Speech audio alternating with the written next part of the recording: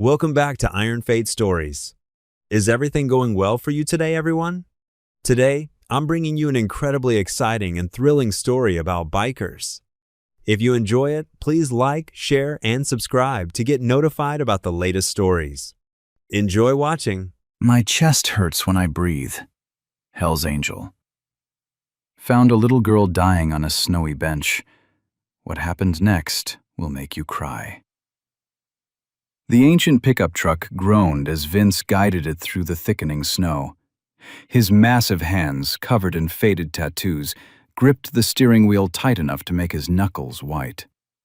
The heater wheezed and sputtered, barely keeping the winter chill at bay. Vince's beard, streaked with gray, caught the dim glow of the dashboard lights. His weathered face showed the marks of a hard life.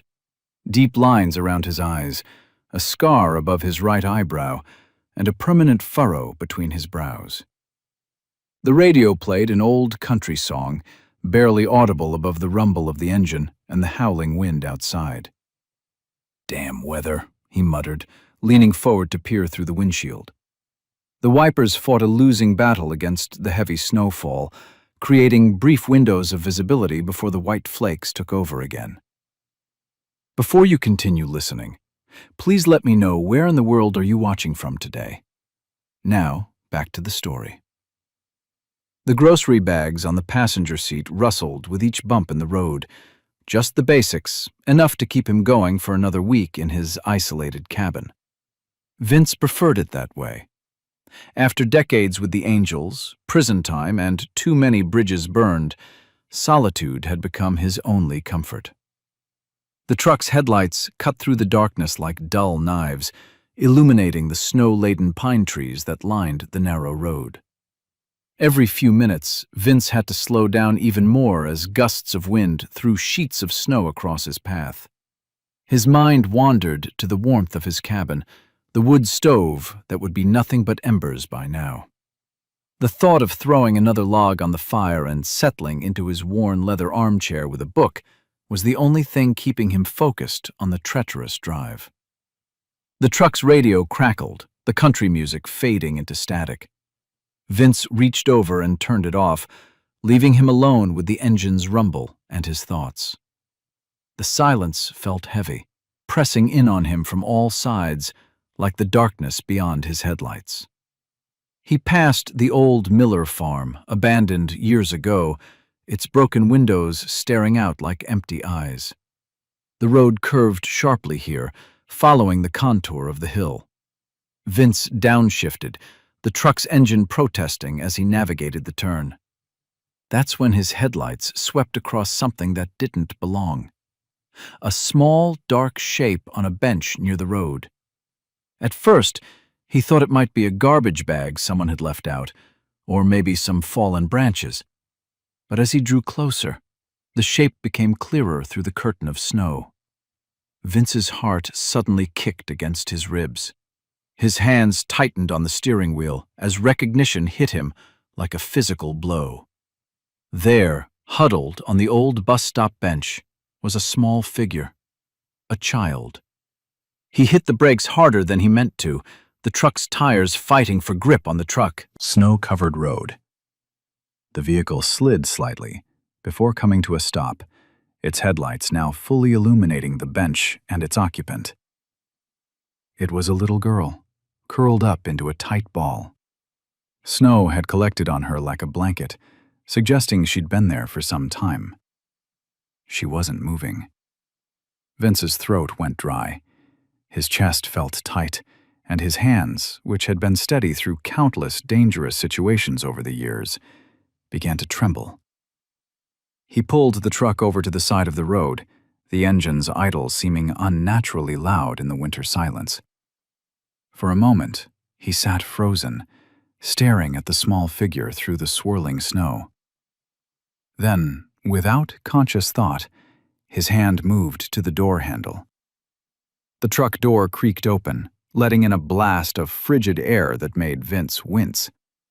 Snow crunched under his heavy boots as he stepped out into the storm. The wind whipped at his flannel shirt, making him wish he hadn't left his thick winter jacket in the truck. but there wasn't time to go back for it. Not with that small, still form just a few yards away.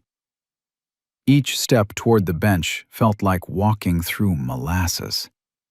His heart hammered against his ribs as he drew closer, afraid of what he might find.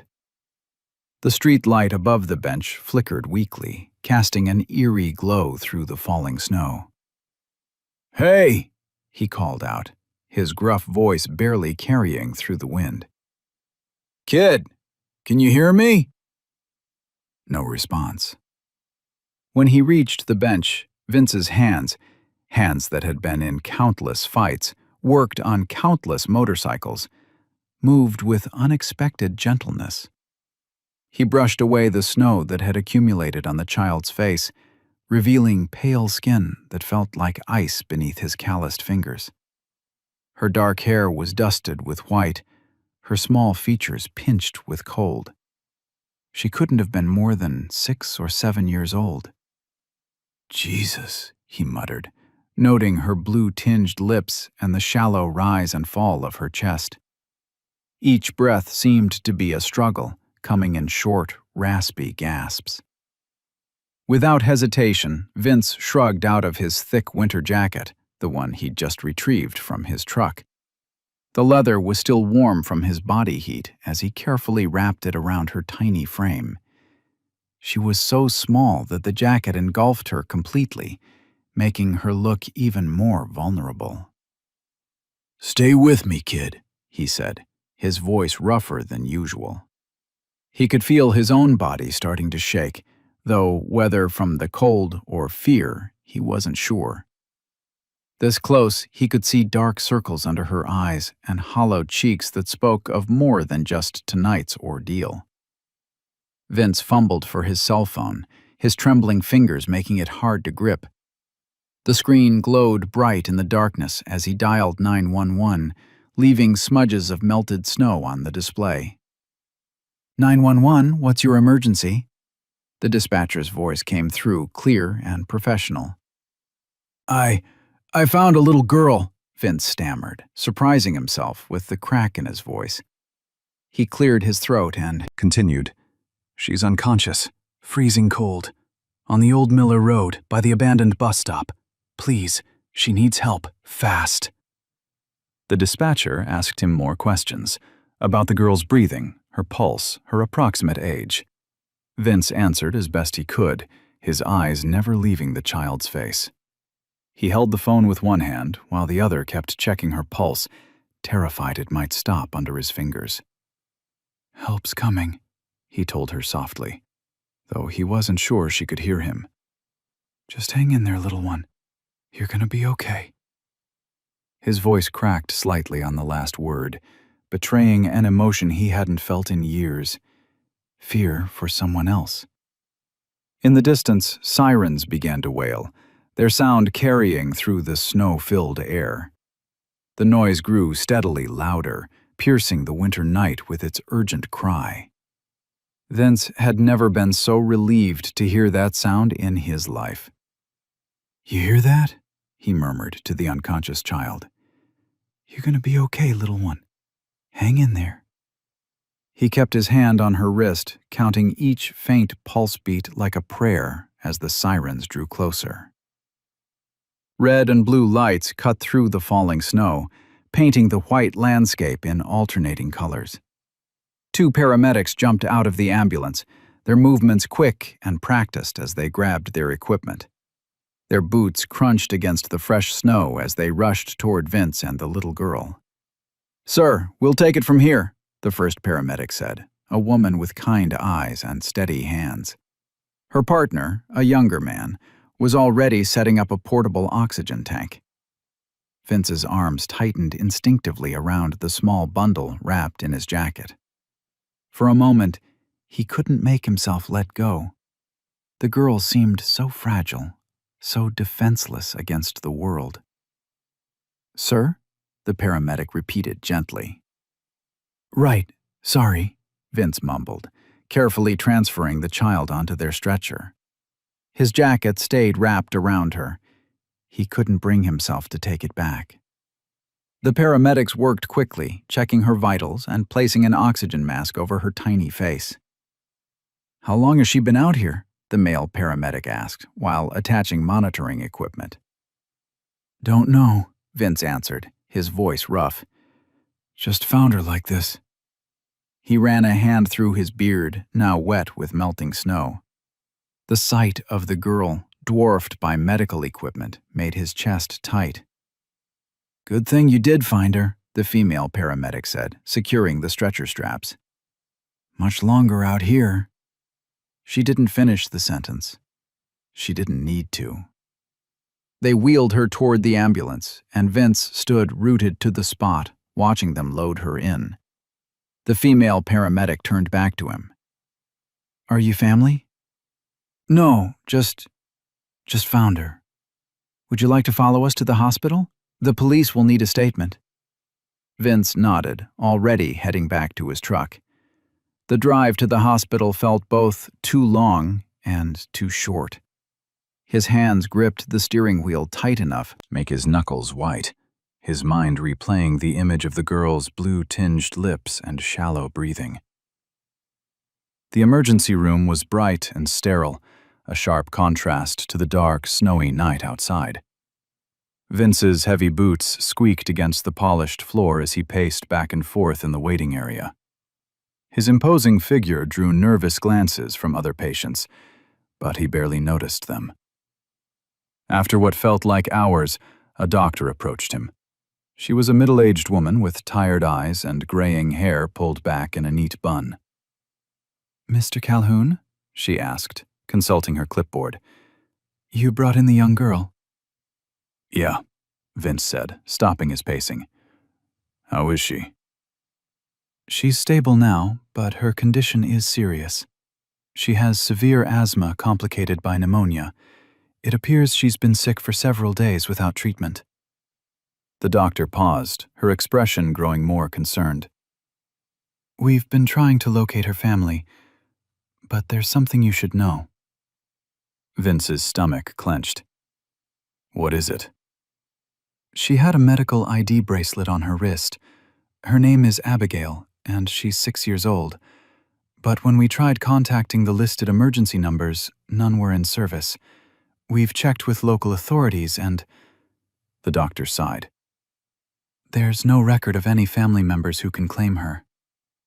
The news hit Vince like a physical blow. He sank into one of the waiting room chairs, his large frame making it creak in protest.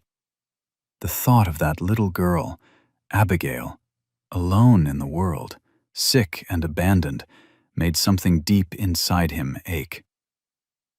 "No one?" he asked, his voice barely above a whisper. "Not anyone?" The doctor shook her head sadly. "No one." The rhythmic beeping of medical equipment filled the small hospital room. Vince sat in a chair that seemed too small for his large frame, his elbows resting on his knees as he watched Abigail sleep. The oxygen mask covered most of her tiny face, but her chest now rose and fell in a steady rhythm, unlike the shallow, desperate breaths from earlier. Tubes and wires connected her to various machines, making her appear even smaller and more vulnerable than she had on that snow-covered bench. Her dark hair was spread across the white hospital pillow, and some color had finally returned to her cheeks. The doctors had cleaned her up, replaced her wet clothes with a hospital gown decorated with cartoon animals. Vince's leather jacket hung on the back of his chair, still damp from the snow. His own clothes weren't much better, but he couldn't bring himself to leave, not even to change. Every time Abigail stirred or made the smallest sound, his eyes snapped to her face, checking if she needed anything. A small whimper escaped her lips, and Vince leaned forward, his calloused hand hovering uncertainly over hers. After a moment's hesitation, he gently took her tiny hand in his. Her fingers were so small, they barely wrapped around his thumb. "You're safe now, little one," he whispered, his gruff voice softened with concern. "Nobody's gonna hurt you anymore." The contrast between them couldn't have been starker. His massive, tattooed hand engulfing her delicate one, his weathered face with its thick beard next to her innocent features. Yet something about it felt right, felt natural in a way Vince couldn't explain. The sound of footsteps made him look up. A nurse entered the room carrying a clipboard. She was middle-aged with kind eyes and smile lines around her mouth. She checked Abigail's vitals, noting them down with practiced efficiency. "Her breathing's much better now," the nurse said softly, adjusting the oxygen flow. "The antibiotics are working." She glanced at Vince, studying his face.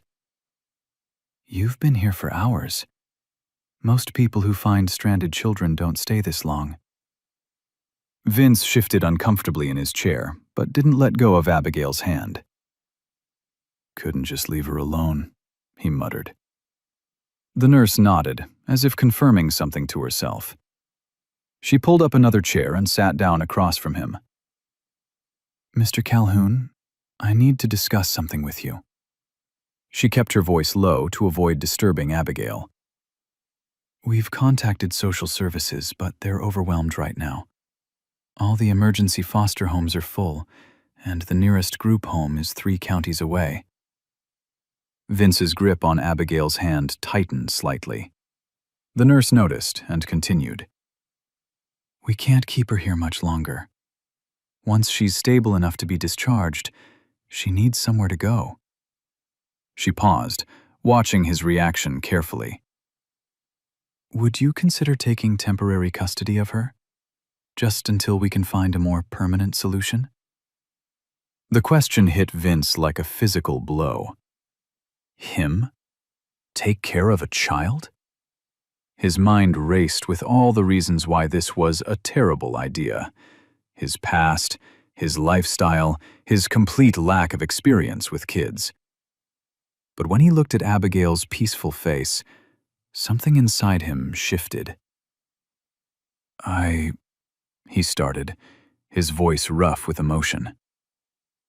"I don't know the first thing about taking care of a kid." "You've already shown more care for her than most," the nurse said gently. "Sometimes that's all that matters." Vince took a deep breath, looking at the small hand in his. After what felt like an eternity, he nodded. "Yeah," he said quietly. "Yeah, I'll do it." The old truck's headlights cut through the darkness as Vince turned onto the narrow dirt road leading to his cabin. Abigail sat quietly in the passenger seat, bundled in blankets the hospital had given them. Her small frame was dwarfed by the truck's bench seat, and she clutched a stuffed bear, a parting gift from one of the nurses. The cabin emerged from the shadows, a weathered structure of wood and stone that had been Vince's sanctuary for the past few years. It wasn't much, but it was home. The porch light cast a weak yellow glow across the fresh snow, and smoke curled from the chimney thanks to the timer he'd set on the wood stove before leaving. Vince parked and turned off the engine. Sudden silence pressed in around them, broken only by Abigail's soft breathing. He glanced at her, noting how pale and tired she still looked.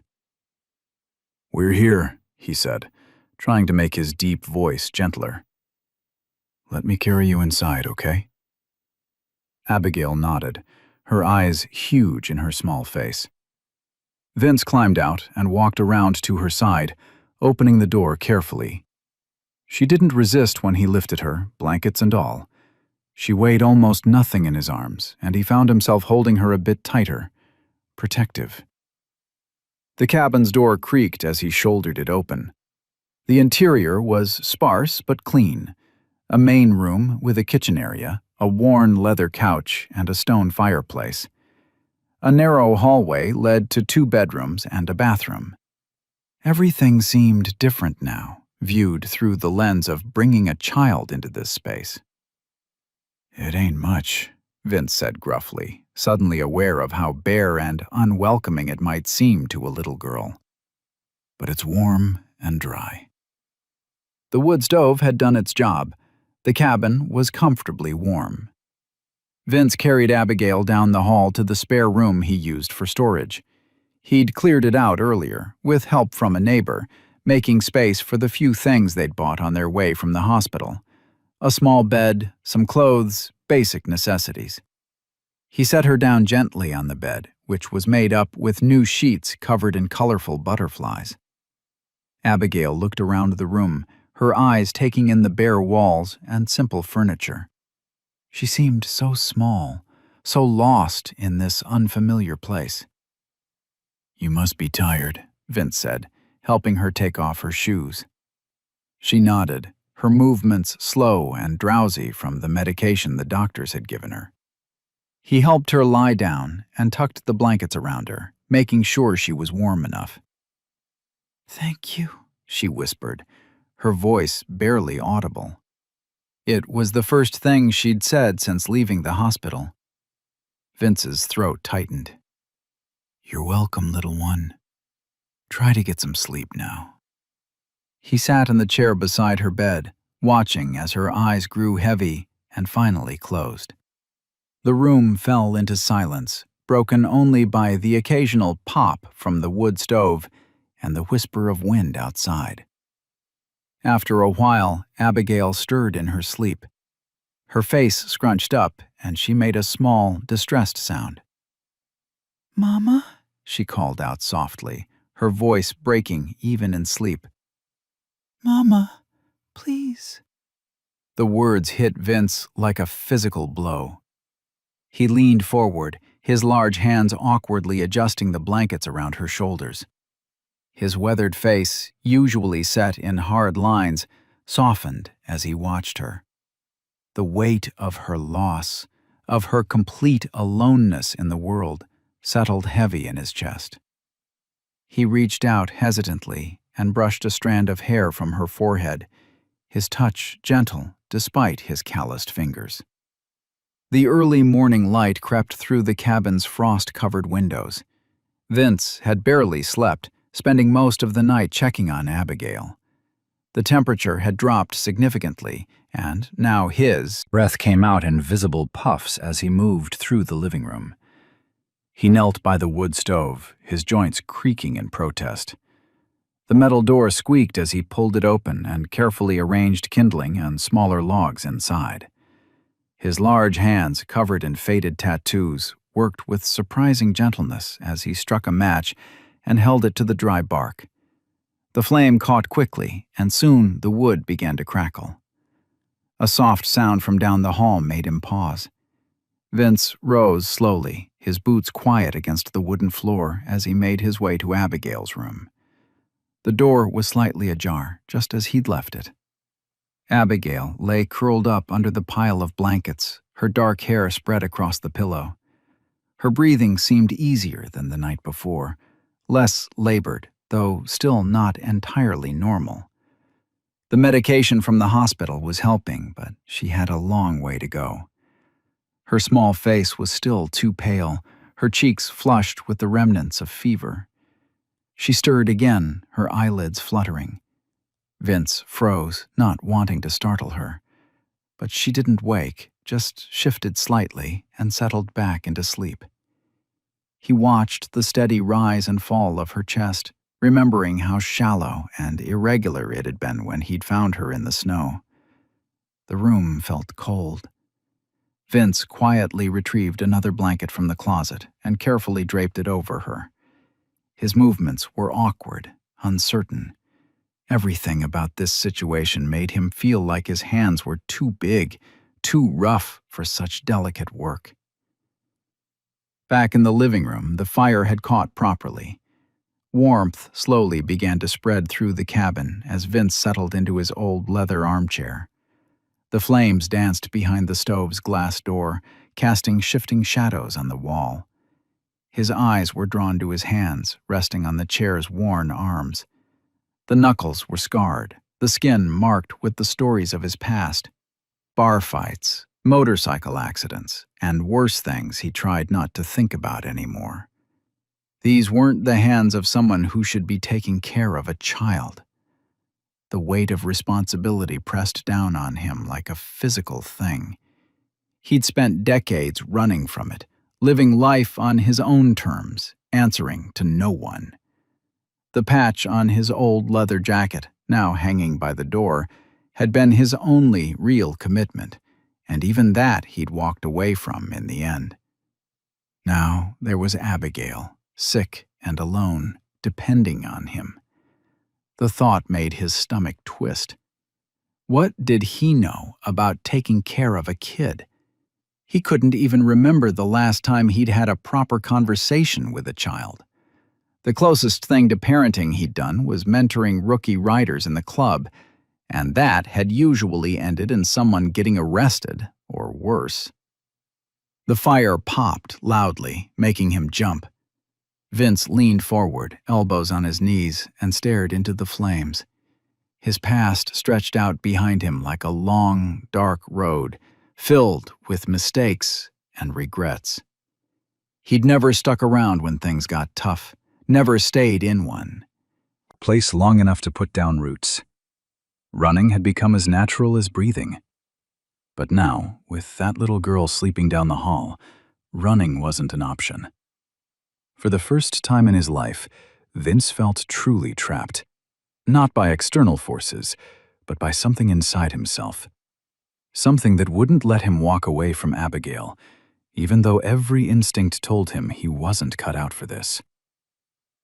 The floorboards creaked under Vince's feet as he made his way to the living room.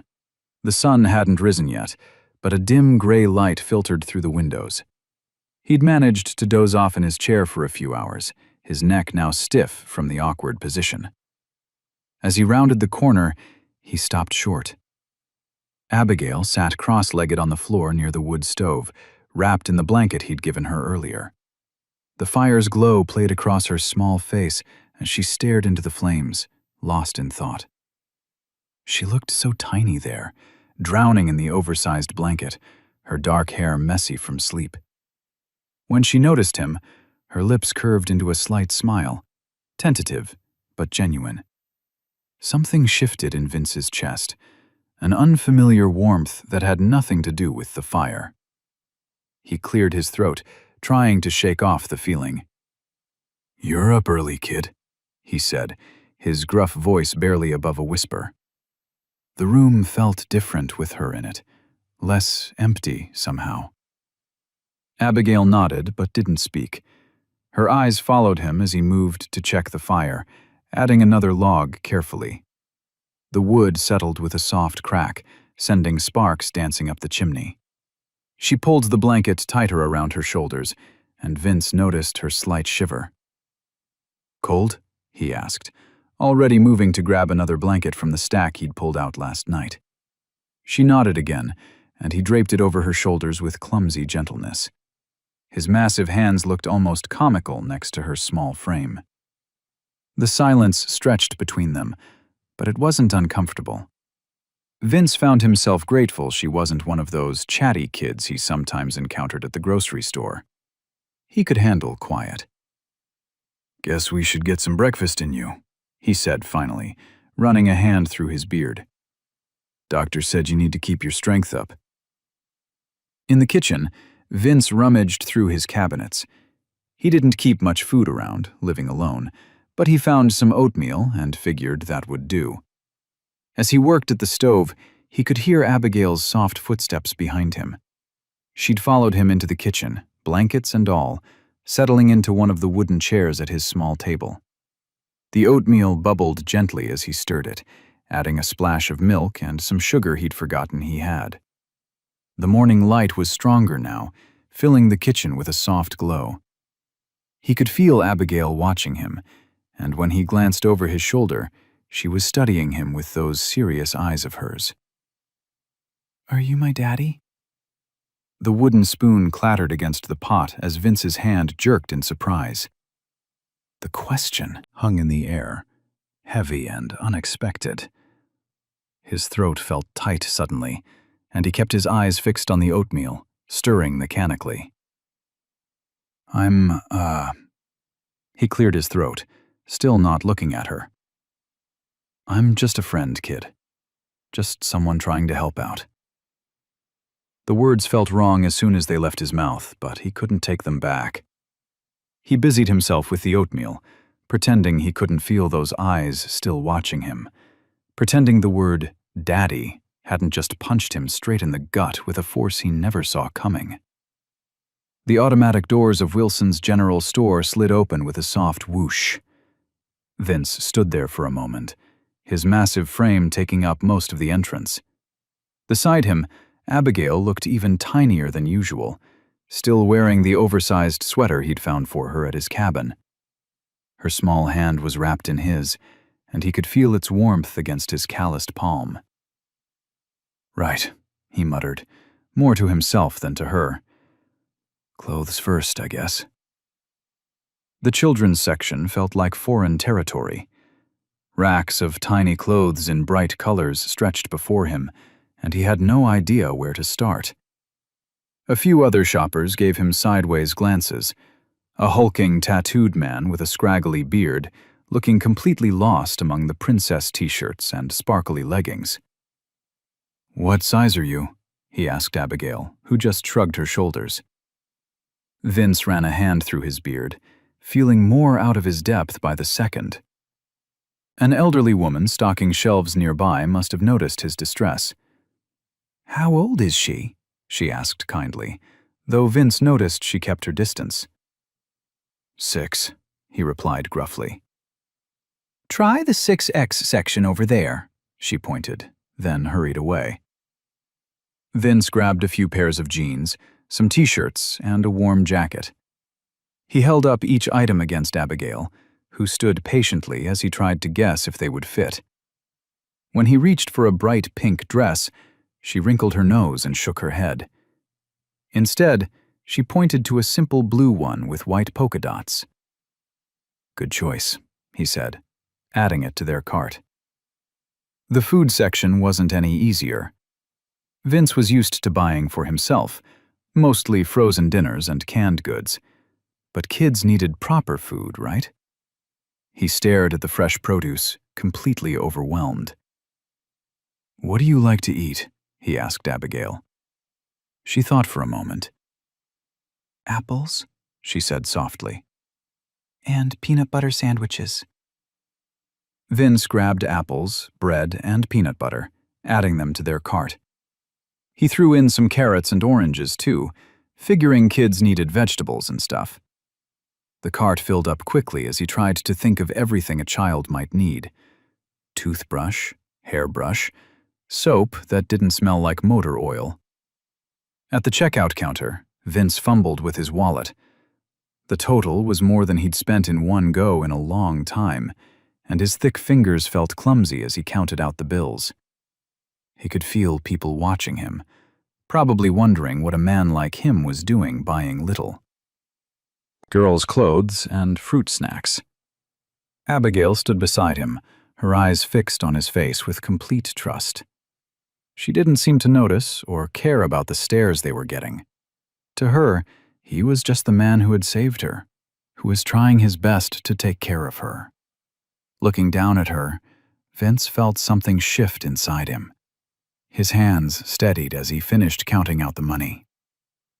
"I'll figure this out," he whispered to himself, determination replacing his earlier uncertainty. He might not know what he was doing, but for her sake, he would learn. The morning light filtered through the cabin's dusty windows as Vince stood in his small kitchen, staring at the box of pancake mix like it held ancient secrets. He'd never made pancakes before, but Abigail had mentioned liking them. His large hands, more accustomed to working on motorcycles than kitchen utensils, carefully measured the ingredients. The first pancake came out looking more like a misshapen blob than the perfect circles he'd seen in diners. He flipped it too late, and one side was burnt black. Vince cursed under his breath, tossing it in the trash. The second attempt wasn't much better. "Can I watch?" Abigail's quiet voice startled him. She stood in the doorway, her hair tousled from sleep, wearing one of her new polka-dot pajamas. Sure, kid. Vince pulled up a chair for her, though I ain't exactly an expert here. Together, they worked on making breakfast.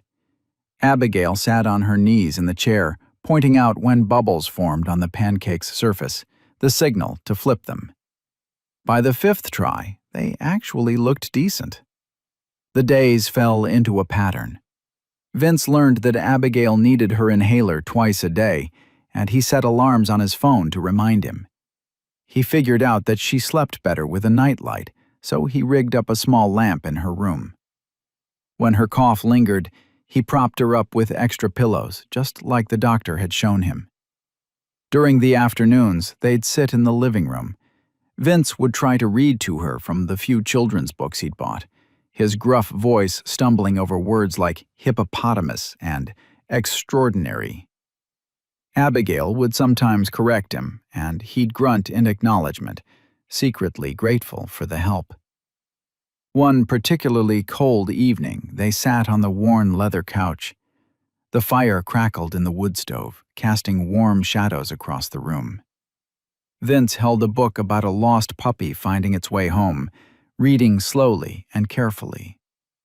Abigail had gradually moved closer throughout the story, until she was pressed against his side. Her small body felt warm against him, and she clutched her new stuffed bear, another awkward purchase he'd made at the store. Her breathing was steady now, nothing like the worrying wheeze from when he'd found her in the snow. "The puppy finally saw his house in the distance," Vince read, his voice low and gentle. "He ran as fast as his tired legs could carry him." Abigail snuggled closer, her head resting against his arm.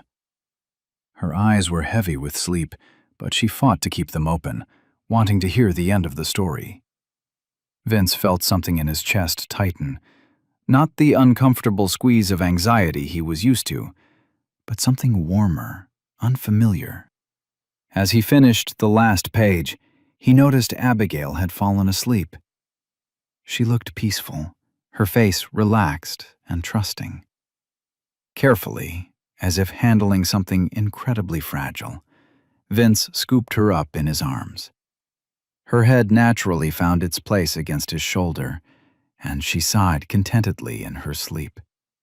He carried her to her room, no longer the spare room he'd hastily cleared out, but now filled with her clothes, toys, and the colorful blanket they'd picked together.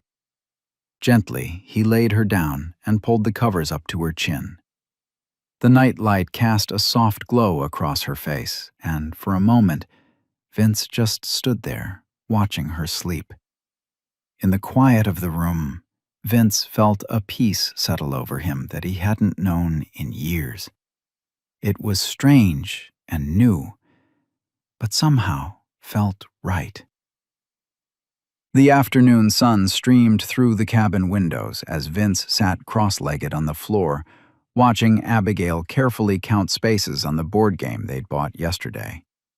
It was a simple game, with colorful squares and cards, but Abigail's face lit up every time she moved her piece forward.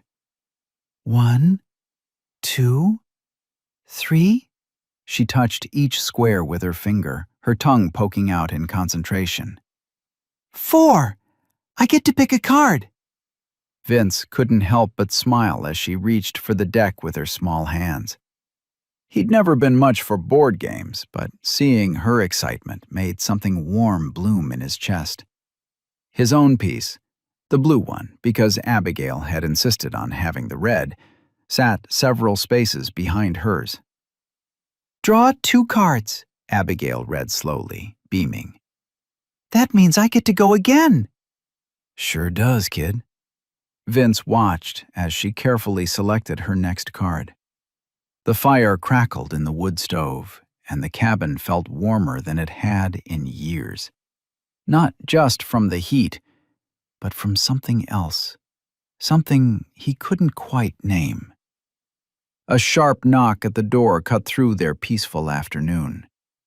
Vince's shoulders tensed automatically, old habits dying hard. Abigail looked up, her eyes wide with sudden uncertainty. Stay here, Vince said quietly, pushing himself up from the floor.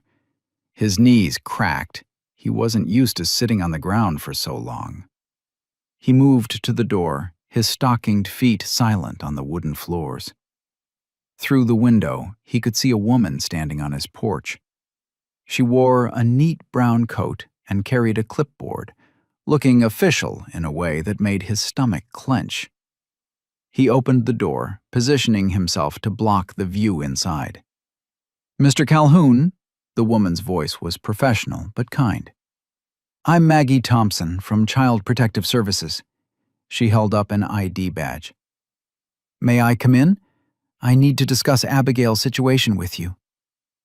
Vince's throat felt dry. He glanced back at Abigail, who was watching them with worried eyes, her game pieces forgotten. "Yeah," he managed. "Come in." Maggie stepped inside, her eyes taking in the cabin, the board game on the floor, the children's books stacked neatly on the coffee table, Abigail's drawings taped to the refrigerator. Her expression softened slightly. "Hello, Abigail," she said warmly. "I like your drawing over there. Did you make that?"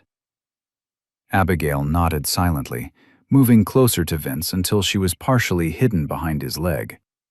Her small hand clutched at his jeans.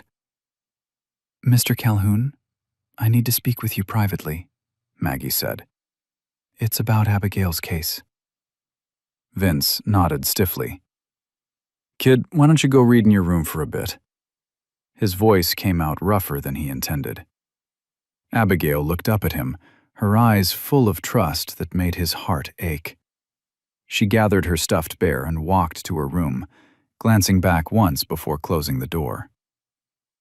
"Mr. Calhoun," Maggie began, her voice gentle but firm. "I want to be straight with you.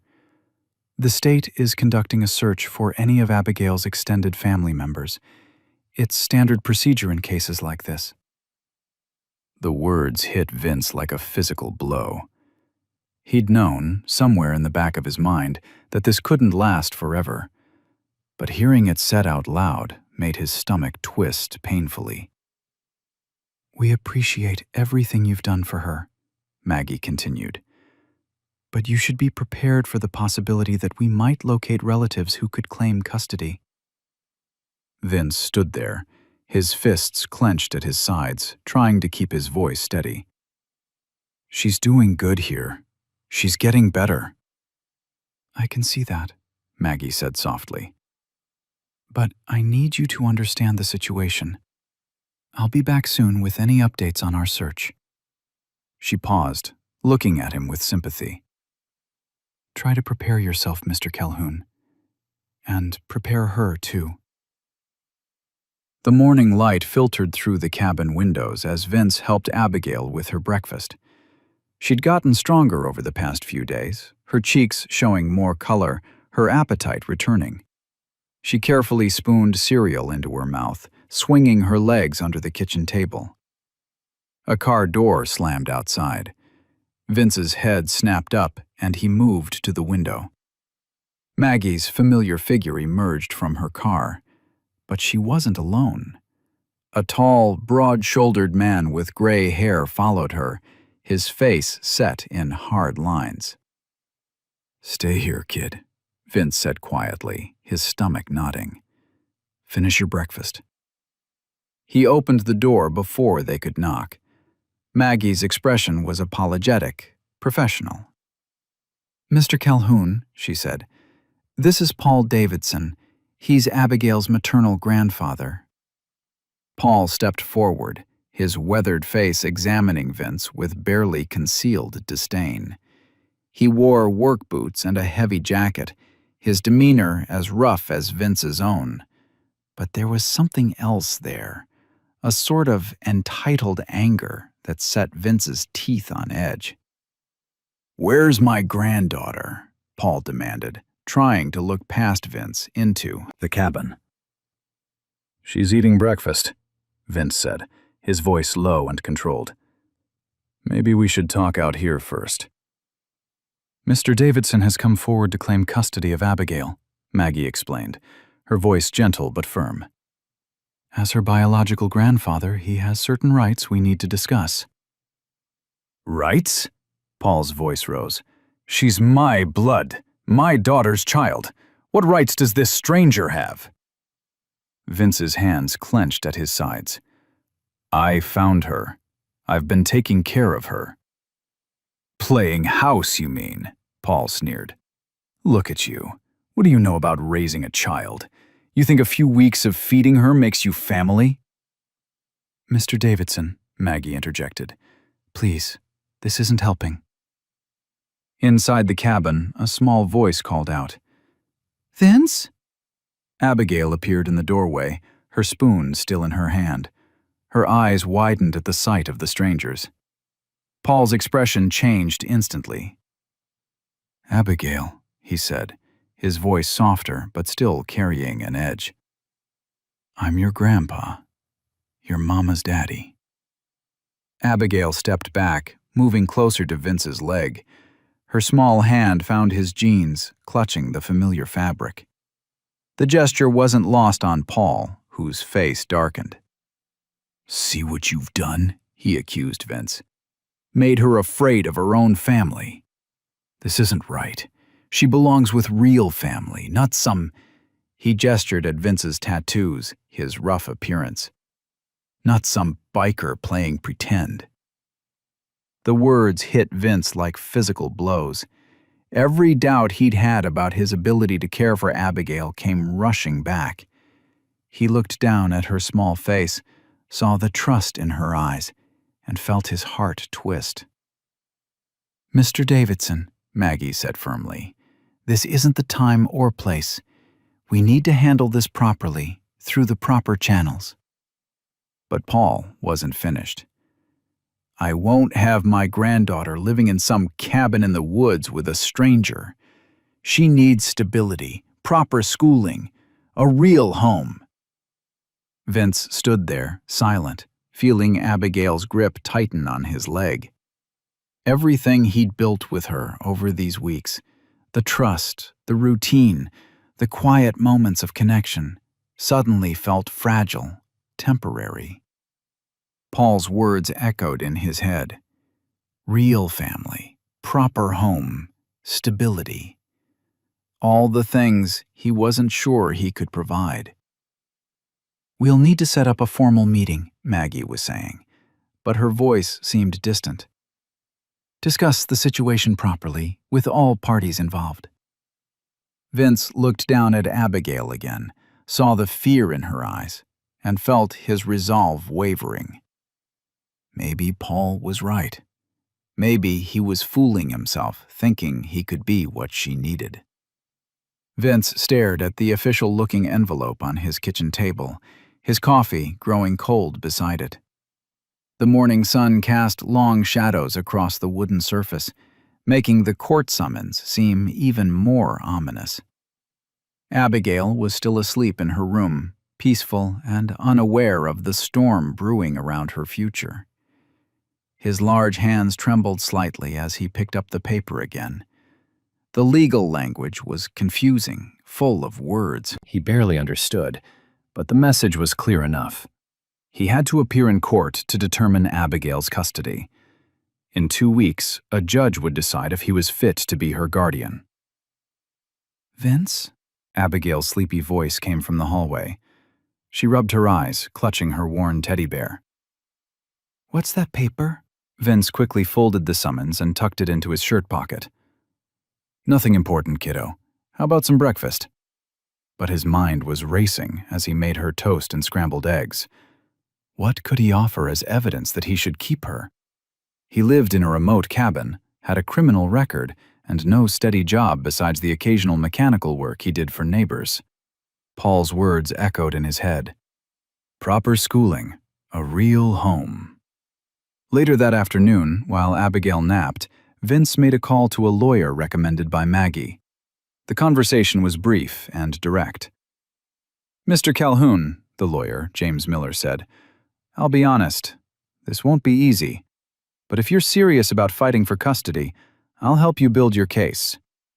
They arranged to meet that evening. Mrs. Peterson, a kind elderly neighbor who sometimes helped with Abigail, agreed to watch her while Vince went to town. The lawyer's office was small and cluttered, nothing like the fancy legal offices Vince had seen on TV. James Miller was younger than Vince expected, with tired eyes and a coffee-stained tie. "Let's go through what we have," Miller said, spreading papers across his desk. "How long has Abigail been with you?" 3 weeks, Vince admitted, the number sounding impossibly small.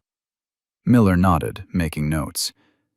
"And during this time, you've provided for all her needs? Food, clothing, medical care?" "Everything I could think of," Vince said. "Got her clothes, toys, books, then giving her the medicine the doctor prescribed, making sure she eats good food, gets enough rest." "What about education plans?" Vince shifted uncomfortably. "Haven't gotten that far yet. Been focused on getting her healthy first." They spent the next 2 hours going over every detail of Vince's life with Abigail. Each question seemed to highlight another area where he fell short of what a proper guardian should be. "Mr. Calhoun," Miller said finally, leaning back in his chair, "I won't sugarcoat this. On paper, Mr. Davidson has significant advantages. He's family, he has a stable address in the city, and presumably a regular income." Vince's heart sank, but Miller wasn't finished. "However, what you have is demonstrable care and commitment. You found her when no one else was looking. You've been there for her consistently since then. That counts for something." "But is it enough?" Vince asked, his voice rough with emotion. Miller shuffled through his notes. "We'll focus on your current situation, not your past. We'll emphasize the bond you've formed with Abigail, the stable environment you've created, and your dedication to her well-being. It won't be easy, but it's not impossible." The courtroom felt smaller than Vince had imagined. The wooden benches creaked under his weight as he shifted nervously, his clean flannel shirt feeling too tight around his neck. He'd trimmed his beard and pulled back his long hair, trying to look presentable, but he still felt out of place among the polished wood and stern faces. Paul sat across the aisle, wearing a crisp suit that probably cost more than Vince's entire wardrobe. His silver hair was neatly combed, and his expression was one of quiet confidence. Next to him, his lawyer shuffled through a stack of papers, occasionally whispering in Paul's ear. "All rise," the bailiff called out as Judge Martha Wilson entered the courtroom. She was an older woman with steel-gray hair and sharp eyes that seemed to take in everything at once. Paul's lawyer spoke first, his voice smooth and practiced. "Your Honor, my client is Abigail's biological grandfather. He can provide her with everything she needs: a proper home in the city, excellent schools, and, most importantly, a connection to her family heritage. Mr. Davidson has a stable income and a support system in place." Vince's hands clenched into fists under the table as Paul's lawyer continued. "While we appreciate Mr. Calhoun's temporary care of the child, Abigail belongs with her family. Her mother would have wanted her to know her roots, her history." James Miller, Vince's lawyer, stood next. His tie was slightly crooked, but his voice was steady. "Your Honor, we're not here to discuss hypotheticals about what might be best for Abigail. We're here to discuss what is actually best for her right now. Mr. Calhoun found Abigail when she was abandoned and seriously ill. He has provided her with consistent care, emotional support, and a stable environment." Miller pulled out several documents. "We have statements from Mrs. Peterson, a neighbor who helps with childcare, and Dr. Roberts, who has been treating Abigail's asthma. Both attest to Mr. Calhoun's dedication to Abigail's well-being." The judge listened carefully, her expression neutral. "Mr. Davidson," she addressed Paul directly, "could you explain why you didn't come forward sooner?" Paul stood, clearing his throat. "Your Honor, I wasn't aware of my daughter's passing immediately. When I found out, I began searching for Abigail right away. And yet, the judge continued, Mr. Calhoun was the one who found her, nearly frozen to death on a bench. Where were you then? Paul's face reddened slightly. I was looking through proper channels, Your Honor. Judge Wilson turned to Vince. Mr. Calhoun, what provisions have you made for Abigail's future? Vince stood slowly, his voice rough but sincere. Your Honor, I've been taking care of her day by day, making sure she's healthy, happy, and safe. I've enrolled her in the local school starting next month. I may not have much, but everything I have is for her now. The judge studied both men carefully before speaking. This is a complex Situation that requires careful consideration. For now, I'm issuing a temporary ruling. Mr. Calhoun will retain custody of Abigail, with regular visits from social services to monitor the situation. We'll reconvene in 3 months for a final determination. Vince's relief was short-lived as he processed the words temporary and final determination. He glanced over at Abigail, who sat quietly with Mrs. Peterson in the back of the courtroom. When their eyes met, she gave him a small, trusting smile that made his heart ache. The responsibility of that trust weighed heavily on his shoulders as Paul's angry glare burned into his back. The old truck rumbled down the dirt road leading to Vince's cabin, its familiar drone doing nothing to calm his racing thoughts. His knuckles were white against the steering wheel as the weight of the day pressed down on him. In the passenger seat, Abigail hummed softly to herself, her small legs swinging back and forth, seemingly unaware of the storm brewing inside him. The setting sun cast long shadows through the trees as they pulled up to the cabin. Mrs. Peterson had offered to take Abigail for the night, but Vince couldn't bear the thought of being apart from her right now, not when everything felt so uncertain. Home sweet home, he mumbled, helping Abigail out of the truck. She grabbed his large hand with her tiny one, squeezing it gently. The simple gesture made his throat tight. Inside, the cabin felt different somehow. The worn furniture and basic amenities that had always been enough for him now seemed inadequate. Paul's words echoed in his head about proper schools, better opportunities, a real family. Maybe the grandfather was right. Maybe Abigail deserved more than what an ex-biker could provide. Can we have mac and cheese? Abigail's voice pulled him from his thoughts. She stood in the kitchen doorway, still wearing her best dress from court, her hair slightly messy from the long day. Sure thing, kiddo. Vince forced a smile, grabbing a pot from the cabinet. His hands trembled slightly as he filled it with water. Everything felt fragile, like it could slip away at any moment. While the pasta cooked, Abigail sat at the small kitchen table, coloring in one of her books. The scratch of crayons against paper filled the silence. Vince watched her, memorizing every detail. The way she stuck her tongue out when concentrating, how she hummed quietly to herself, the careful way she chose each crayon. Daddy, she said suddenly, looking up at him. Are you sad? The word daddy hit him hard, just like it did every time she used it. He turned back to the stove, stirring the pasta more vigorously than necessary. Just tired, sweetheart. After dinner, he helped her get ready for bed, going through their usual routine, teeth brushing, pajamas, and a story. Tonight, she picked The Velveteen Rabbit, one of her favorites. Vince's voice was rough as he read about the toy rabbit becoming real through love. Once Abigail was asleep, Vince sat in the old rocking chair beside her bed. The moonlight filtered through the window, casting a soft glow over her peaceful face.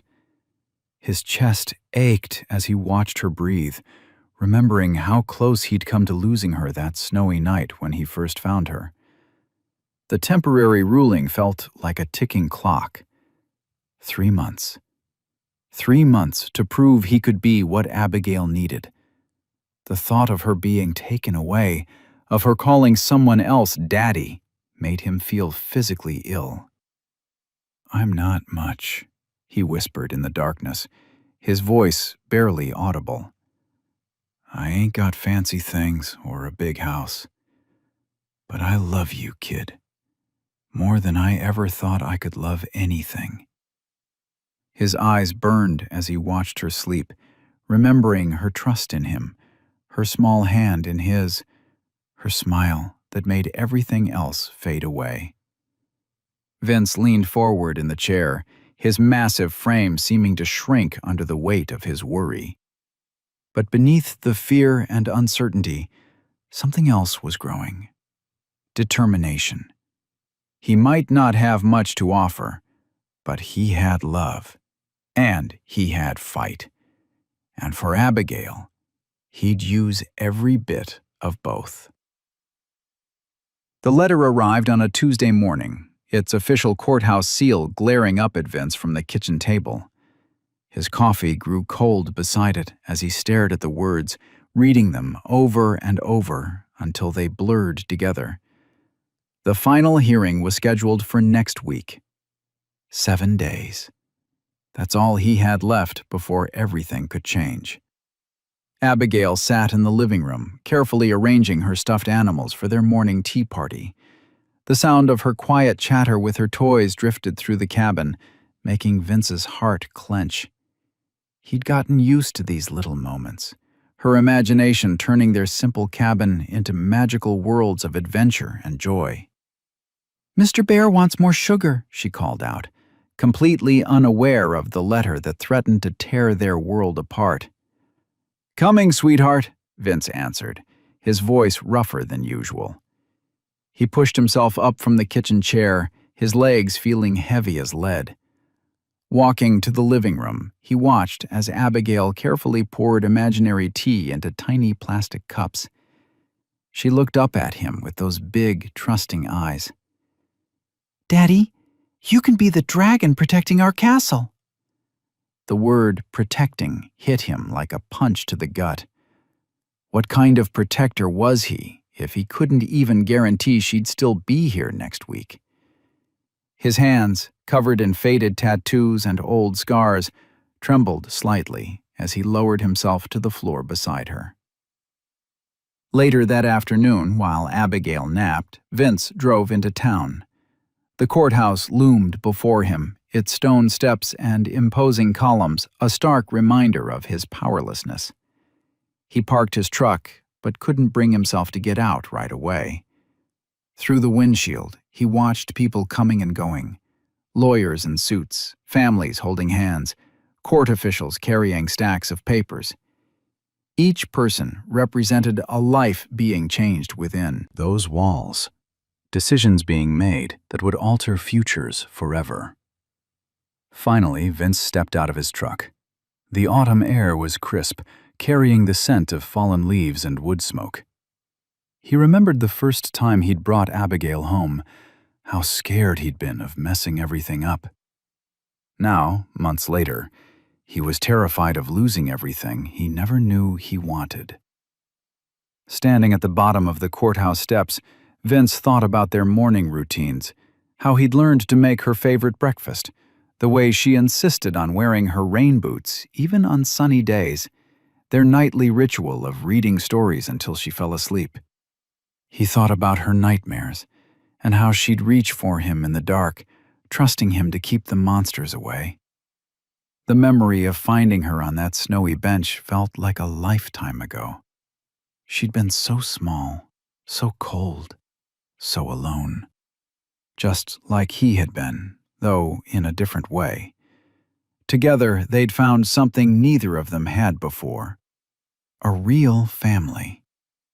His chest tightened as he stared up at the courthouse windows. Each breath felt shallow, insufficient.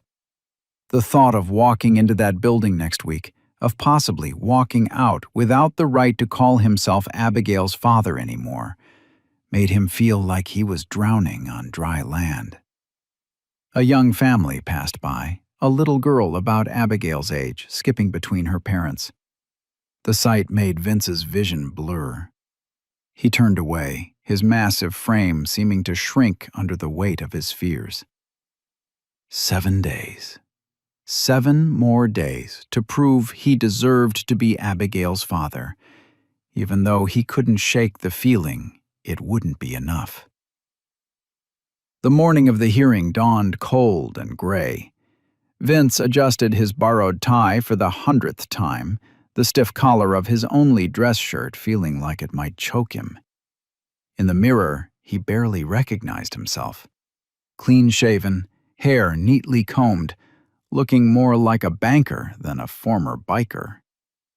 Abigail sat at the kitchen table, wearing her best blue dress, her small feet swinging back and forth beneath her chair. She'd been unusually quiet all morning, as if she could sense the weight of what was about to happen. "You look pretty, Daddy," she said softly, watching him struggle with the tie. His hands froze at her words. Even after all these months, hearing her call him Daddy still hit him right in the heart. He turned to her, managing a small smile. "Thanks, sweetheart. Ready to go?" The courthouse was already bustling when they arrived. Their lawyer, Sarah Matthews, met them at the entrance, her briefcase clutched tightly in her hands. "Remember what we discussed, Mr. Calhoun," she said quietly. "Just speak from your heart." Inside the courtroom, Paul sat with his lawyer, looking polished and proper in his expensive suit. He gave Vince a cold stare as they walked past. Abigail gripped Vince's hand tighter. "All rise," the bailiff called out as Judge Henderson entered the courtroom. The sound of shuffling feet filled the air. Everyone stood. The judge, a stern-faced woman with silver hair, looked over her glasses at the assembled group. "We're here today to determine the custody of Abigail Marie Thompson," she announced. "I'll hear from both parties before making my final decision." Paul's lawyer went first, painting a picture of family heritage and blood ties. He spoke about Paul's successful business, his stable home, his ability to provide Abigail with everything she could need. The words felt hollow to Vince, like they were talking about buying a car rather than raising a child. When it was Vince's turn, he stood slowly. His hands were shaking, but his voice came out clear and strong. "Your Honor," he began, "I know I'm not what most people would consider ideal father material. I've made mistakes in my life. Big ones." He paused, glancing at Abigail, who watched him with complete trust in her eyes. But finding Abigail that night in the snow, it changed everything. She taught me what it means to be responsible for someone else, to put their needs before your own. His voice grew stronger as he continued. I learned how to make her favorite breakfast. I learned to check under her bed for monsters and to hold her when she has nightmares. I learned that being a father isn't about blood or money or what you can buy. It's about being there every day, through the good and the bad. Vince stood straighter, his full height impressive in the courtroom. Abigail is my daughter now. Not by blood, but by choice. By love. And I'm asking you today to let me keep being her father, because that's who I am now. That's who she made me. The courtroom fell silent as Judge Henderson considered both arguments. Minutes stretched like hours as she reviewed the papers before her. Finally, she looked up. Having reviewed all evidence and testimony, I find it in the best interest of the child to grant full custody to Vincent Calhoun. The words hit Vince like a wave of warmth. He barely heard the rest of the judge's statement as Abigail broke free from the court assistant and ran toward him, her arms spread wide, her face beaming with joy. The courthouse steps never felt more welcoming as Vince and Abigail descended them together, their hands clasped tightly. The afternoon sun had broken through the gray clouds, casting a warm glow over everything. Vince's borrowed tie hung loose around his neck now, but he didn't care. His heart felt lighter than it had in years. "Ice cream?" Abigail looked up at him with hopeful eyes, swinging their joined hands back and forth. "To celebrate?" Vince chuckled, a deep rumbling sound that came straight from his chest. "Sure thing, sweetheart. Whatever you want." They walked to the small ice cream parlor 2 blocks away, Abigail skipping every few steps. The bell above the door chimed as they entered, and the teenage girl behind the counter smiled at them. Vince noticed she didn't flinch at his tattoos or his size like people usually did. Maybe it was because of the little girl holding his hand, or maybe it was the smile he couldn't seem to wipe off his face. "Chocolate with rainbow sprinkles, please," Abigail said, standing on her tiptoes to see over the counter. "Make that 2, Vince added, pulling out his wallet. They sat at a small table by the window, watching people pass by on the street outside. Abigail's feet dangled from her chair as she happily devoured her ice cream. Some of it had smeared around her mouth, and Vince grabbed a napkin to wipe it away, the gesture now natural and familiar. "Daddy?" Abigail said, her voice suddenly serious.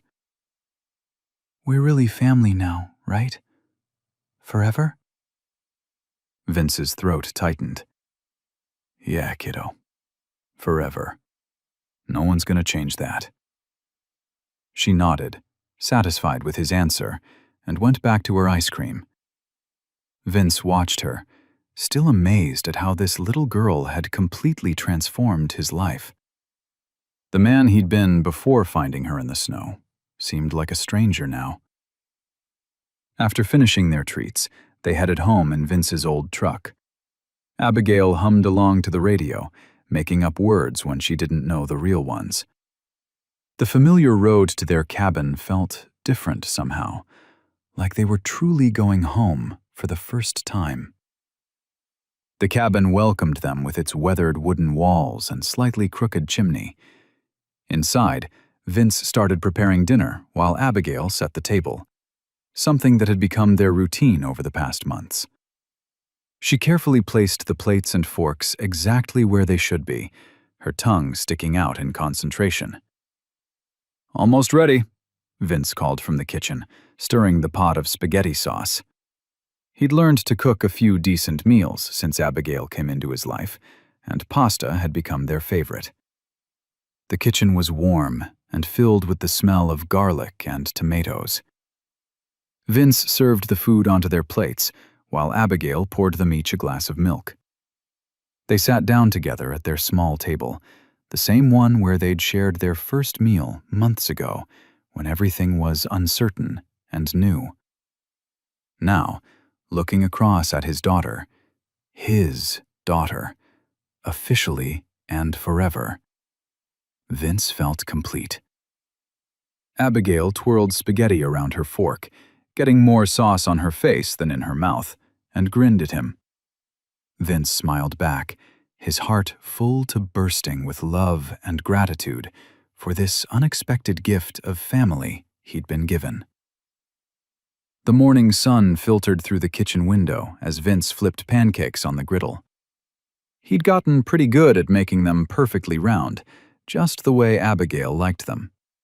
The smell of butter and maple syrup filled their small cabin kitchen. "Breakfast's ready," he called out, sliding 2 golden pancakes onto a plate decorated with cartoon characters. Abigail bounced into the kitchen, her backpack already on, her hair neatly braided, a skill Vince had mastered after countless YouTube tutorials. "Are there blueberries?" she asked, climbing onto her chair. "You bet." Vince sprinkled fresh berries over her pancakes and added a small dollop of whipped cream. It was their morning ritual now, this quiet breakfast together before school.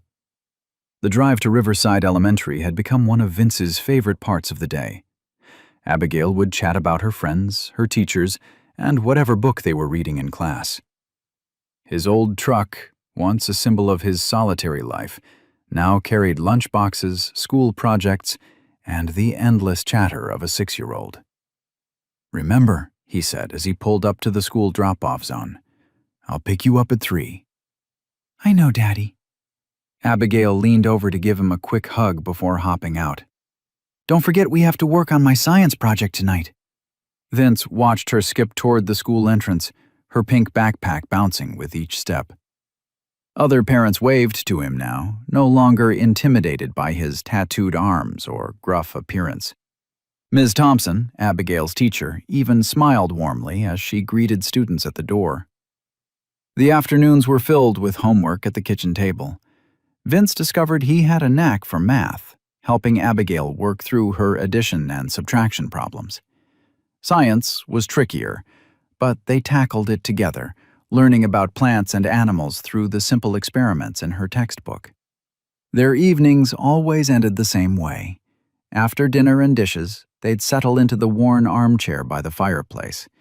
Vince would hold open a book while Abigail snuggled against his chest, her finger following along with the words as she practiced reading. "The little engine that could," she read carefully, "puffed up the mountain." Her reading was getting better every day, and pride swelled in Vince's chest with each correctly pronounced word. Sometimes, during these quiet moments, Vince would catch their reflection in the window. This huge, tattooed former biker cradling a tiny girl in pink pajamas, and marvel at how natural it felt now. The man who once thought he'd spend his life alone now couldn't imagine existing without these simple routines, without the sound of small feet padding across wooden floors, without bedtime stories and morning pancakes. That night, after their reading session, Vince carried a sleepy Abigail to her room. Her walls, once bare, were now covered with her artwork, crayon drawings of their cabin, of Vince's truck, of the two of them holding hands under a bright yellow sun. He tucked her into bed, pulling her favorite purple blanket up to her chin. As he leaned down to kiss her forehead, Abigail wrapped her small arms around his neck. "I love you, Daddy," she whispered, her voice soft and sincere. Vince's chest tightened, and his vision blurred with unexpected tears. He hugged her close, breathing in the sweet smell of her strawberry shampoo. This love, so pure and unconditional, was something he never thought he'd experience. It filled every empty space in his heart, healing wounds he didn't even know he had. Colored. Lights twinkled on the small pine tree in the corner of Vince's cabin. The scent of fresh evergreen mixed with the aroma of cookies baking in the oven. Abigail stood on a wooden chair, her tongue poking out in concentration as she carefully placed a red glass ball on a branch. "Is this one good, Daddy?" she asked, adjusting the ornament until it hung just right. Vince looked up from untangling a string of lights. "Perfect, sweetheart, just like all the others." They had spent the afternoon decorating, transforming the once sparse cabin into a Christmas wonderland. Paper snowflakes that Abigail had made at school dotted the windows, and tinsel garland wrapped around the fireplace mantel. A small collection of presents wrapped in bright paper with slightly crooked bows waited beneath the tree. "Can you lift me up?" Abigail asked, holding the star for the top of the tree. "I want to put it on myself this year." Vince set down the lights and walked over to her. His large hands wrapped around her tiny waist as he lifted her high. She stretched her arms, tongue still poked out in concentration, and carefully placed the star on top. "There," she declared triumphantly. "Now it's perfect." Vince lowered her down but didn't let go right away, hugging her close instead. The timer on the oven beeped, and Abigail squirmed out of his arms. "The cookies!" she exclaimed, running to the kitchen. Vince followed, making sure she put on oven mitts before helping her remove the tray of sugar cookies they'd shaped together earlier. The sweet smell filled the cabin as they cooled on the counter. Outside, snow began to fall in thick, lazy flakes. Abigail pressed her nose against the window, her breath fogging the glass. "It's so pretty," she whispered. They settled on the worn couch near the fireplace, where flames crackled and danced. Abigail curled up next to Vince, her head resting against his arm. The Christmas lights cast soft colors across her face as she watched the snow through the window. "This is the best Christmas ever," she said softly. Vince looked down at her, this tiny person who had completely transformed his life. A year ago, he'd spent Christmas alone in this same cabin, with no decorations, no cookies, no laughter. Now, watching the pure joy on Abigail's face as she gazed at their decorated tree, he felt a tear slip down his cheek. He remembered all those years of running with the gang, thinking that was the only family he'd ever have. How wrong he'd been. This quiet moment with his daughter, watching snow fall on Christmas Eve. This was what family really meant. Abigail noticed his tear and reached up to wipe it away with her small finger. "Are you sad, Daddy?" "No, baby," he said, his voice rough with emotion. "I'm just happy. So very happy." She smiled and snuggled closer, pulling the blanket up around them both as they watched the snow continue to fall outside. The fire crackled, the lights twinkled, and in that moment, Vince knew he had Everything he'd ever needed, right here in this small cabin. The phone's ring cut through the peaceful morning silence. Vince looked up from where he sat at the kitchen table, helping Abigail with her math homework. The caller ID showed a name he hadn't seen in months. Johnny. "Keep working on those problems, sweetheart," Vince said, ruffling Abigail's hair as he stood. "I'll be right back." He stepped onto the front porch, pulling his jacket close against the winter chill.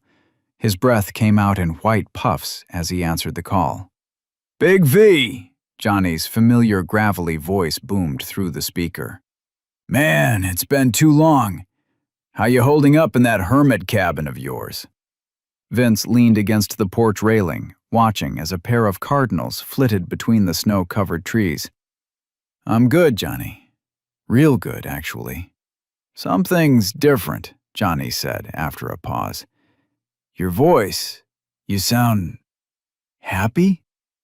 A smile spread across Vince's face as he heard Abigail humming to herself through the window.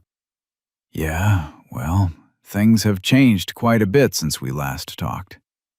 "Changed how? Last time I checked, you were determined to live out your days alone in that cabin, brooding about the past." Vince chuckled, a warm sound that would have surprised his old friends. "Life had other plans.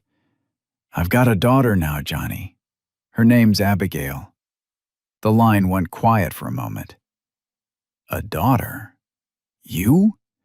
The same Vince who swore he'd never settle down?" "Sometimes the best things in life catch you by surprise," Vince said, his voice soft. Through the window, he could see Abigail concentrating on her homework, her pencil tapping against her chin just like she did every time she was thinking hard about something.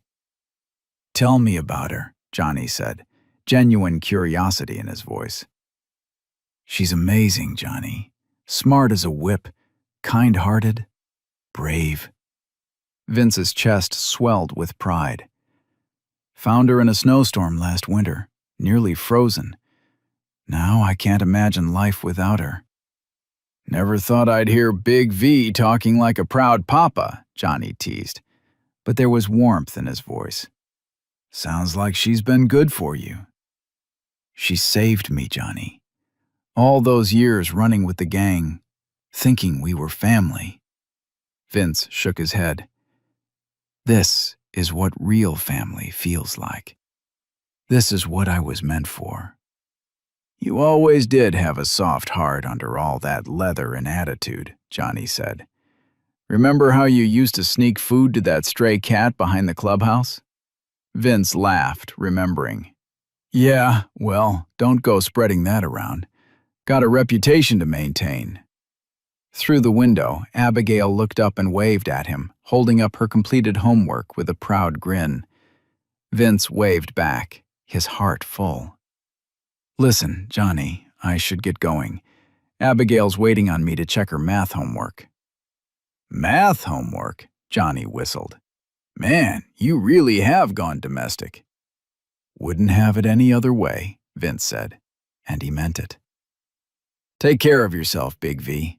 And that little girl of yours." "Will do, Johnny. Stay safe out there." Vince ended the call and stood for a moment on the porch, looking at the peaceful winter scene before him. The old him would have been restless, itching for the road, for the next adventure.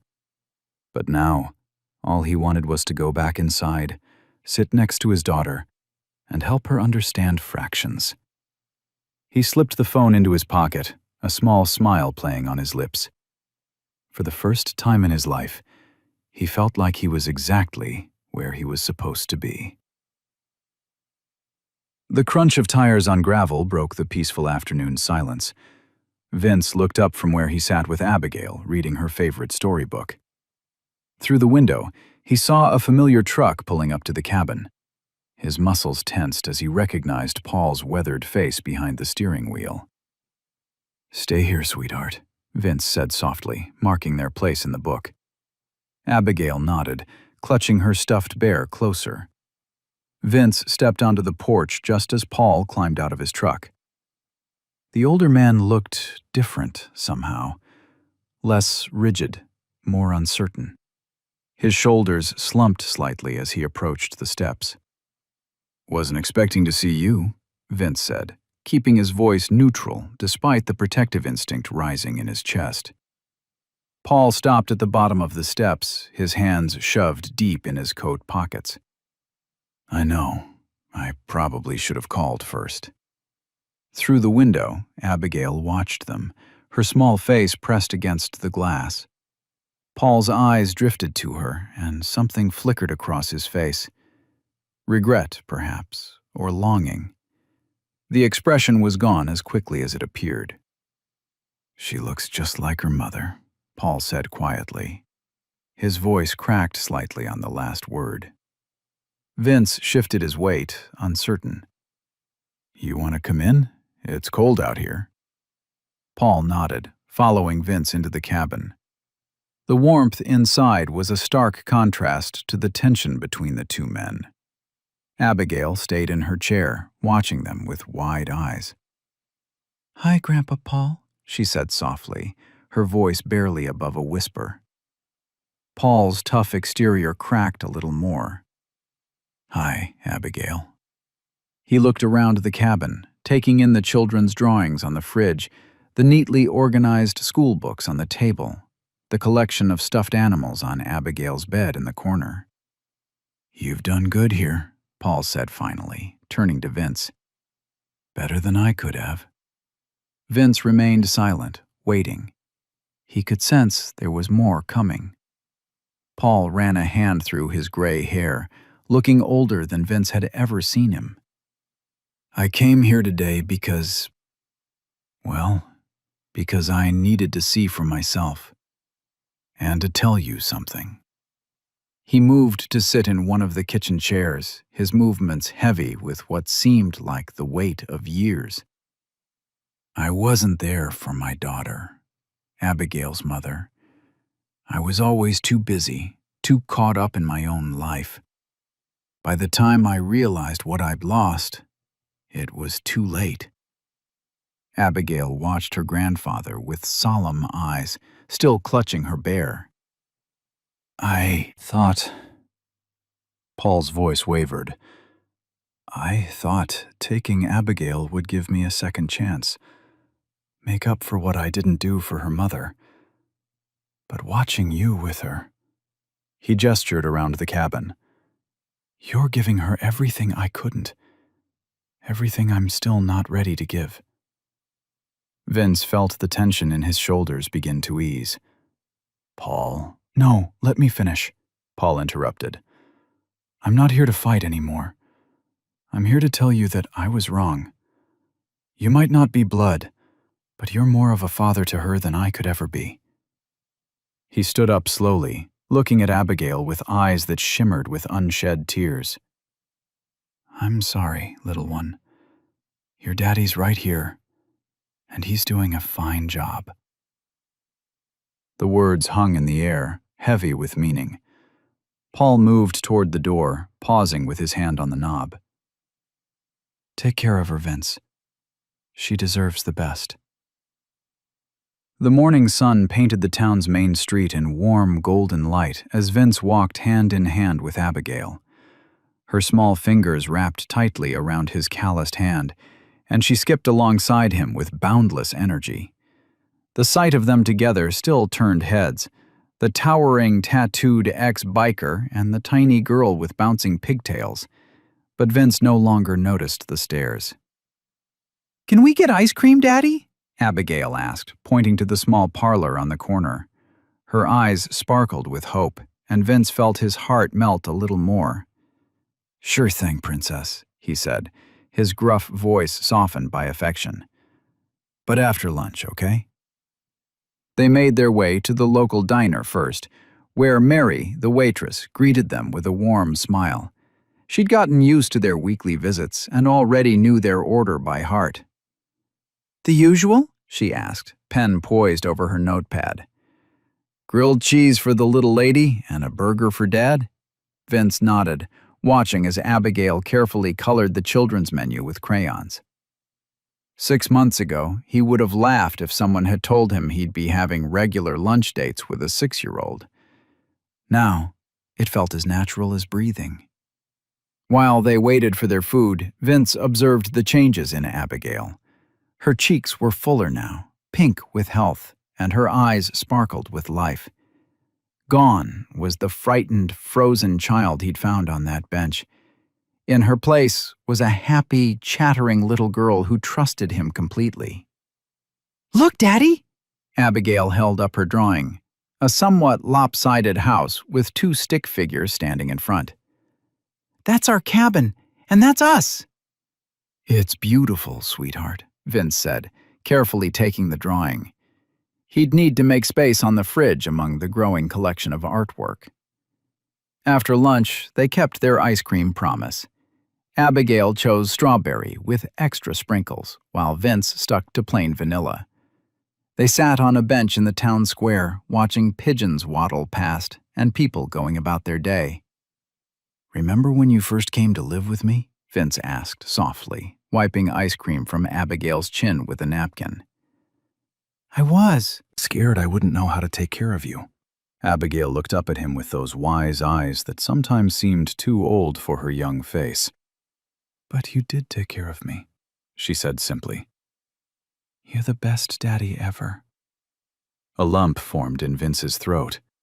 He remembered those first, uncertain days, the sleepless nights wondering if he was doing the right thing, the fear that he wasn't good enough. Now, watching Abigail happily swing her legs as she finished her ice cream, he realized how far they'd come. They spent the afternoon window shopping, stopping to admire toys and books. Vince bought her a new coloring book, and they visited the library to return last week's books and check out new ones. Simple pleasures that had become the foundation of their life together. As they drove back to the cabin, Abigail dozed in her car seat, clutching her new coloring book. Vince glanced at her in the rearview mirror, his heart full. The road ahead was familiar now, leading them home. Their home. Pulling up to the cabin, Vince felt the last traces of doubt and worry slip away. This was right. This was where they belonged. Abigail wasn't just a child he'd saved anymore. She was his daughter, and nothing would ever change that. Vince sat at the kitchen table, staring at the job offer letter in his hands. The construction company in Seattle wanted him as their head mechanic. Good pay, benefits, everything he'd dreamed of before Abigail came into his life. His old friend Johnny had put in a good word for him, knowing Vince's skill with machinery. Through the window, he watched Abigail playing in the yard. She was building a snowman, her pink winter coat bright against the white snow. The cabin had become their sanctuary, a place where both of their wounded hearts had begun to heal. The letter crinkled in his grip. Moving to the city would mean better schools for Abigail, more opportunities, and financial security. But it would also mean leaving behind the peace they'd found here. The thought of uprooting her again, after everything she'd been through, made his stomach twist. Abigail came bursting through the door, her cheeks red from the cold. "Daddy, come see my snowman. He needs a nose." "In a minute, sweetheart," Vince said, trying to hide the worry in his voice. "Can you sit with me for a second? We need to talk about something." Abigail's smile faded slightly as she climbed into the chair next to him. She could always sense when something was bothering him. "Is everything okay?" Vince ran a hand through his beard, searching for the right words. "I got offered a job in the city, a really good job. But it would mean we'd have to move away from the cabin." Abigail's eyes widened and she gripped the edge of the table. "Leave our home?" "We'd get a nice apartment," Vince continued, his heart aching at her expression. "There'd be better schools and lots of other kids your age to play with, maybe even a park nearby." "But what about my room?" Abigail's voice trembled. And my garden? And the tree where we hang the bird feeder? Vince reached out and took her small hand in his.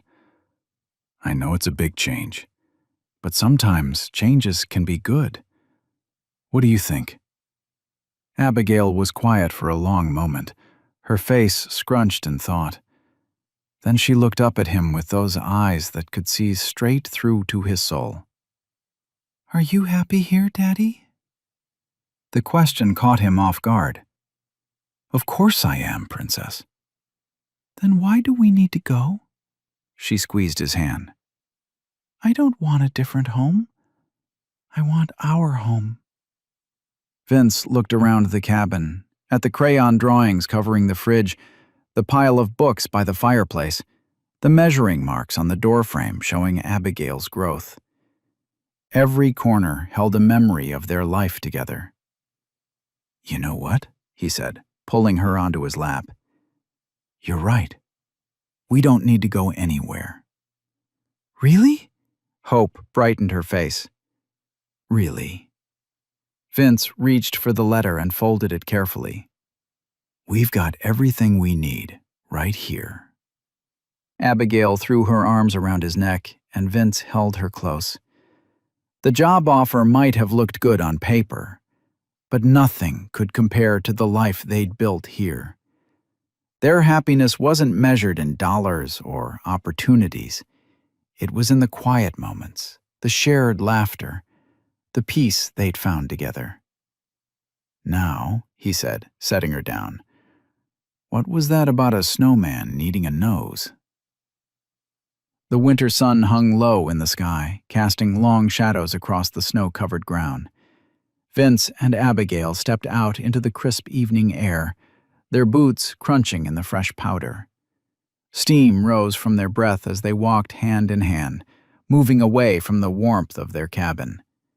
Behind them, golden light spilled from the windows, making the little house glow like a beacon in the gathering dusk.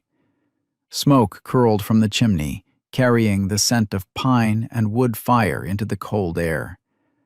The Christmas lights they'd strung along the porch rails twinkled softly, reflecting off the snow.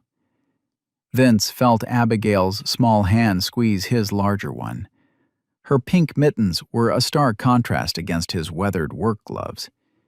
She walked with a bounce in her step, kicking up little puffs of snow as they made their way toward their favorite spot near the edge of the clearing. "Look, Daddy!" Abigail pointed to their snowman, still standing proud despite the fresh snowfall. His carrot nose stuck out at an odd angle, and the scarf around his neck fluttered in the gentle breeze. "He's still smiling!" Vince chuckled, the sound deep and warm. "Just like someone else I know," he said, reaching down to adjust her wool hat.